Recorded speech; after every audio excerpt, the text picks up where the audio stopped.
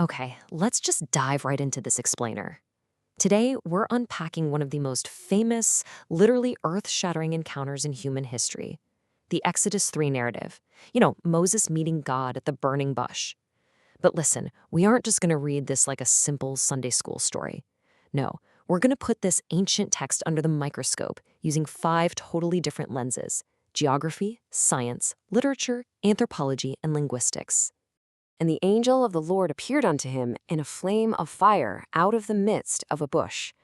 This is our hook for today. The text tells us the bush burned with fire, right?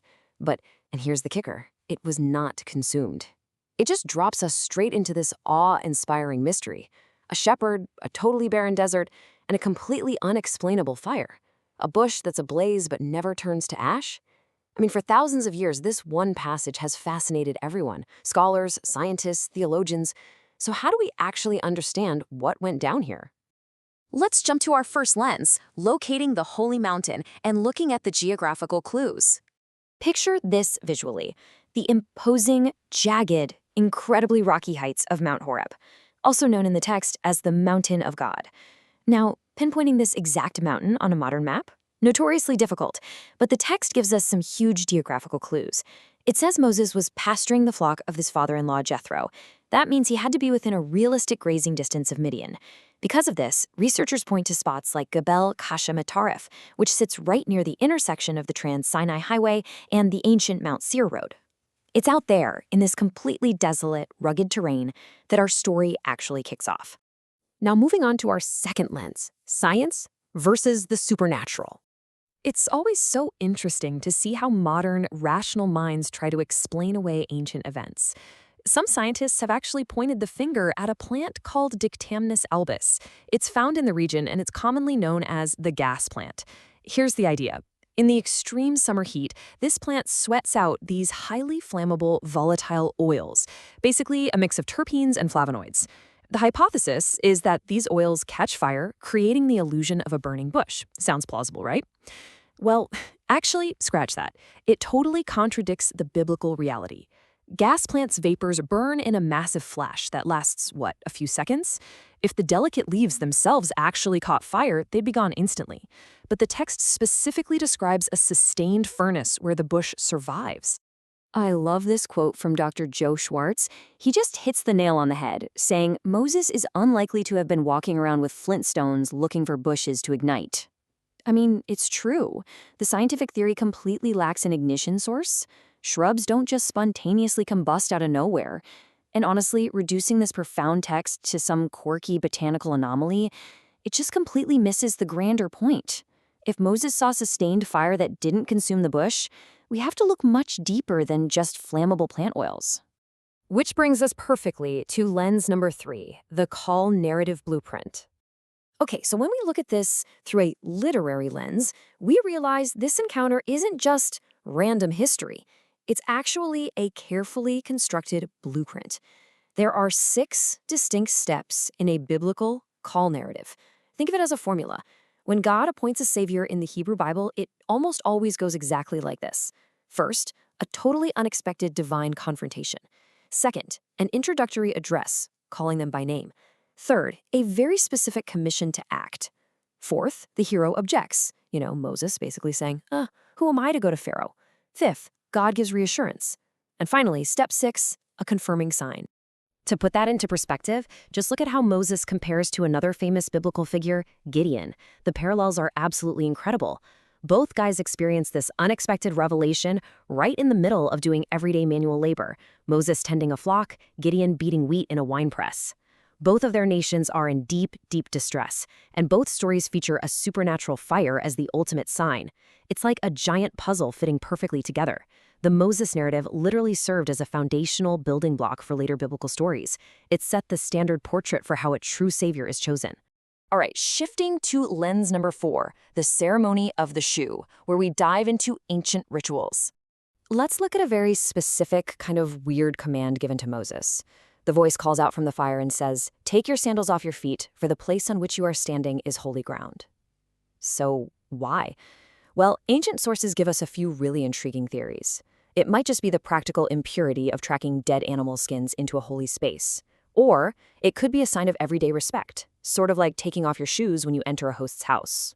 It absolutely represents a profound sense of spiritual vulnerability for sure. But the final reason? That's the most fascinating one to me. It links back to the ancient ceremony of the shoe. In ancient Semitic cultures, there was this legal custom called halitza. Basically, when property was transferred or if someone yielded their legal rights to something, they literally took off their shoe as a public, legally binding symbol that they were divesting themselves of it. So the takeaway here is massive. By taking off his sandals, Moses wasn't just being polite. He was legally, symbolically divesting himself of his old life, his old job, his worldly control, the whole shebang. He was emptying his hands to fully embrace this new sacred calling from God.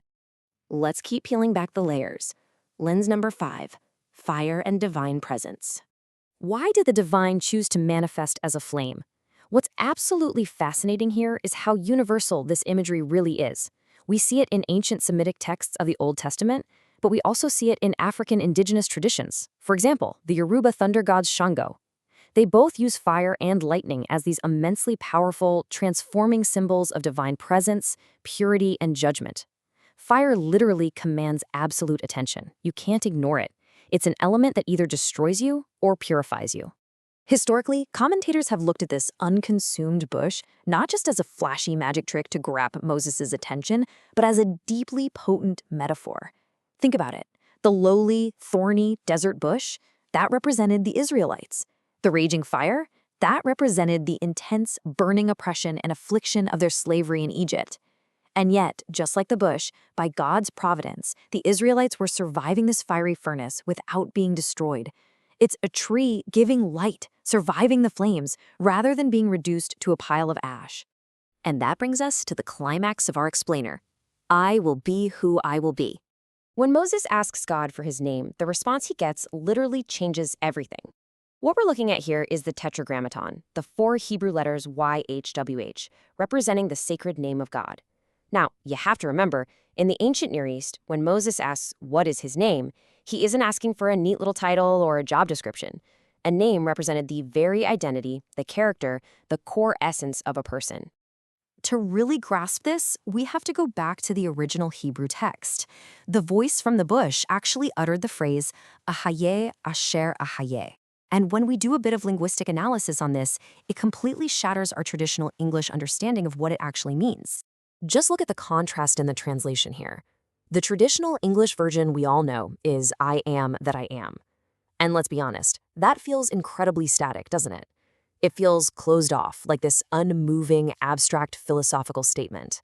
But as the brilliant Harvard linguist and theologian Brever Childs pointed out, the Hebrew verb used here, heya, is causative. It's inherently future-oriented. So a much, much more accurate translation is actually, I will be who I will be, or I cause to be.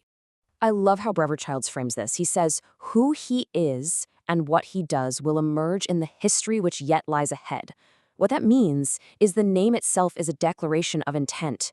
God isn't just some static entity sitting outside of time and space. This name is a rock-solid promise of continuity. It's God guaranteeing Moses and the enslaved Israelites that his intentions and his character are going to be actively revealed through future liberating actions in human history. He's basically saying, I will be whatever my people need me to be, right there in the furnace of their affliction.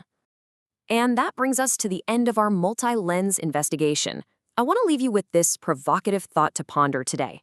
If the ultimate divine reality isn't just a static I am, but instead an active, future-oriented I will be who I will be, well, how does that shape our own understanding of history, of progress, of human destiny itself? It really just changes everything we thought we knew about that ancient fiery encounter out in the desert. Thanks so much for joining me for this explainer. Keep questioning, keep learning, and I'll catch you next time.